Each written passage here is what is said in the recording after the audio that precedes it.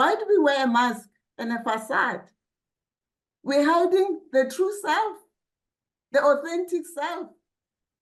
And why do we do that? It's out of fear, not fear of rejection, but fear of if my true self can come out, it might not be accepted. And by the way, I have the society expect me to behave in a certain way to be accepted.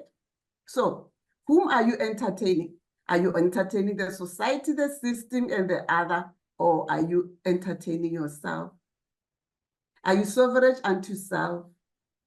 Are you here to actually experiment and experience life and allow the spirit that has chosen the body that you're manifesting in to actually explore without limitation and exercising fear and applying brakes? I think we need to pause. I think we need to answer a question. Are we going to carry on wearing a mask, hiding behind the mask, that facade? Why are we hiding from? You're not hiding from anything, anybody else. You're not running away from anybody else.